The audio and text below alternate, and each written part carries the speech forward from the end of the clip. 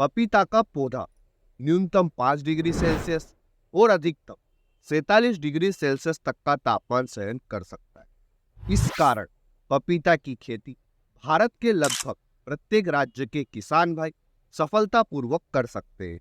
पपीता की खेती करने का सही तरीका क्या है, यह जानने के लिए हम इस वीडियो में इन 5 पॉइंट्स पर चर्चा करेंगे।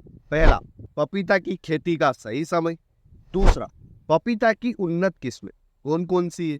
तीसरा, पपीता के पौधों का पौधारोपण करने का सही तरीका। चौथा, बारिश के सीजन में पपीता के पौधे अक्सर टूटकर गिर जाते हैं, इसका क्या उपाय है। पांचवा, पपीता की फसल के साथ में हम किन किन फसलों की इंटरक्रॉपिंग कर सकते हैं।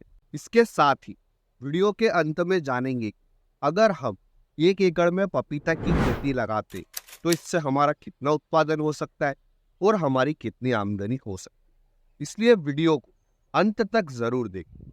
आते हैं हमारे पहले पॉइंट पर, पपीता की खेती का सही समय क्या है। पपीता की नर्सरी तैयार करने का सबसे सही समय 15 जनवरी से लेकर 15 मार्च तक है। वह पपीता के पौधों का ट्रांसप्लांट खेत में आप 15 मार्च से लेकर 15 मई के बीच में कर सकते हैं।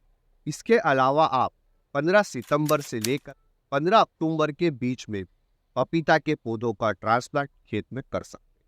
हमने अगस्त के महीने में पपीता के पौधों का ट्रांसप्लांट खेत में किया था, क्योंकि हमारे एरिया में अगस्त के महीने में बारिश नहीं हुई।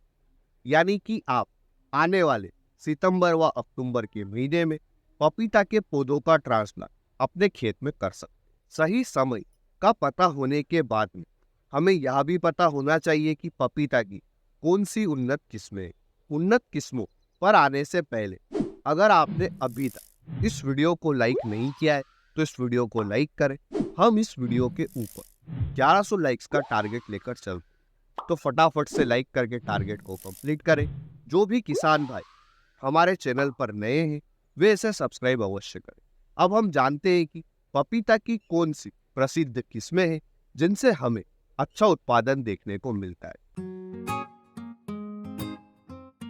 पपीता की कुछ प्रसिद्ध किस्में इस प्रकार है। नंबर 1 पर आती है ताइवान रेड लेडी 786F1। दूसरे नंबर पर आती है वीएनआर की विनायक। तीसरे नंबर पर आती है आइसब्रेरी। चौथे नंबर पर आती है पूषा डिलीशियस। 5वें नंबर पर आती है पूषा मजेस्टी पपीता। हमने पपीता की देसी वैरायटी का चुनाव किया था। हम मार्केट से पपीता को खरीद कर लेकर आए और फिर जो सबसे मीठी पपीता थी उसके बीजों को अलग निकाल लिया और फिर इन बीजों को बुआई करके पहले पपीता की नर्सरी तैयार करी और फिर अगस्त के महीने में पपीता के पौधों का ट्रांसप्लांट किया। आप भी ऐसा कर सकते हैं और देसी वैरायटी का चुनाव कर सकते हैं। इस तरह से जो हमारा पपीता के पौधों में जो खर्च आएगा वह पूरी तरह से बच जाएगा और हम फ्री में पपीता की नर्सरी भी तैयार कर सकते हैं और पपीता के पौधों का ट्रांसप्लांट भी कर सकते हैं। लेकिन पपीता के पौधे की ट्रांसप्लांटिंग किस तरह से करें यह जानने के लिए आते हैं हमारे तीसरे पॉइंट पर, पपीता के पौधे की ट्रांसप्लांटिंग की उचित विधि क्या है। हम पपीता के पौधे की ट्रांसप्लांटिंग 5x9 के ग्राफ पर कर सकते हैं। यानी 2 लाइन के बीच की दूरी 5 फीट और एक पौधे से दूसरे पौधे के बीच की दूरी 9 फीट और इन पौधों को हमें जिगजैग तरीके से लगाना है। जिगजैग तरीका क्या है आप वीडियो में देख सकते। यह पपीता के पौधों के ट्रांसप्लांटिंग सबसे उचित दूरी है, क्योंकि इसमें पपीता के पौधे के ऊपर पर्याप्त सूर्य का प्रकाश भी आएगा। साथ ही साथ 2 पपीता के पौधे की शाखाएं आपस में भी नहीं टकराएगी। इसलिए आप 5x9 के ग्राफ पर पपीता के पौधों का ट्रांसप्लांट कर दें। अब हम आते हैं हमारे चौथे और सबसे महत्वपूर्ण पॉइंट। बारिश के सीजन में अक्सर पपीता के पौधे तने से टूटकर गिर जाते हैं। इसके पीछे के हम पहले कारण को समझते हैं, वह उसके बाद इसके क्या उपाय है वह जानेंगे। जिन भी किसान भाइयों ने गर्मी के सीजन में पपीता के पौधों का ट्रांसप्लांट किया तो उन्हें पहली बारिश के बाद में कुछ पौधे तने से टूटकर दिखाई दिए।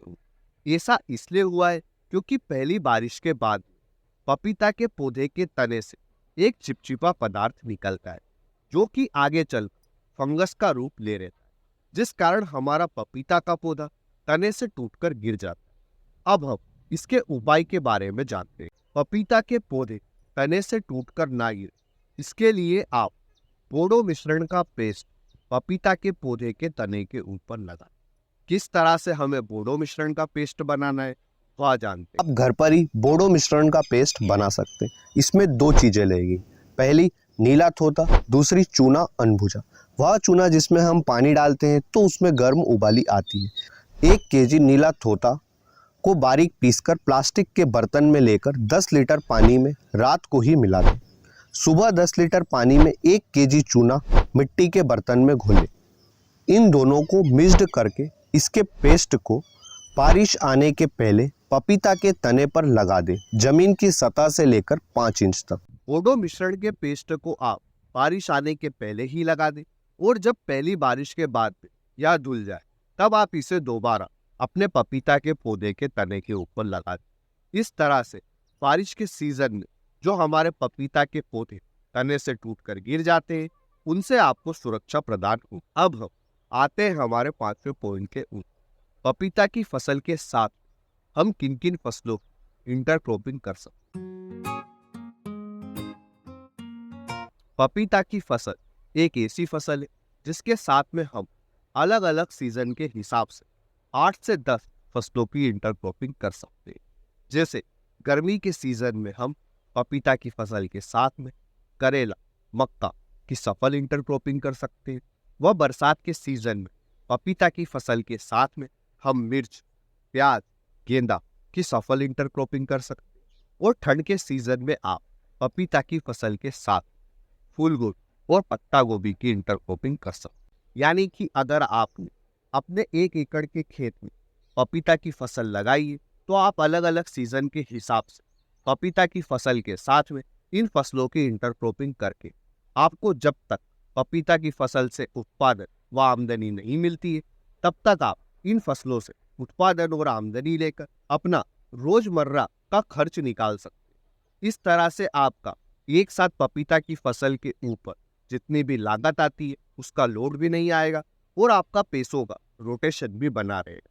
इसलिए आप पपीता की खेती कर रहे हैं या फिर करने वाले हैं तो आप पपीता की फसल के साथ इन फसलों की इंटरक्रॉपिंग अवश्य करें।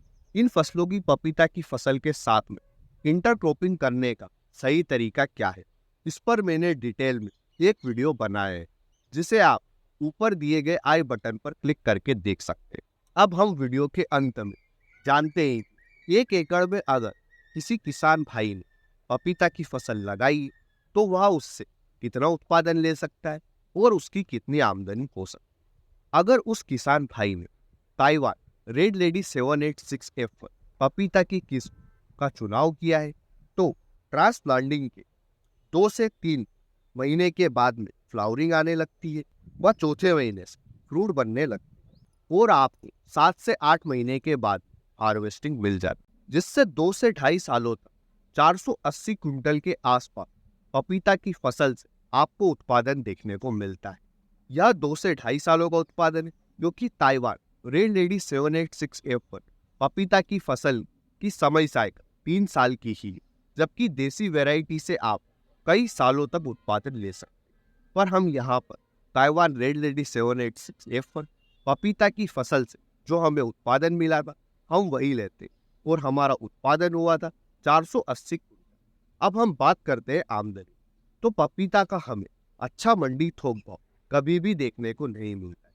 ज़्यादा से ज़्यादा आपको 15 रुपये किलो तक इसका मंडी थोक भाव मिल जाएगा और कम से कम 5 रुपये किलो या फिर इससे भी कम देखने को मिलता है।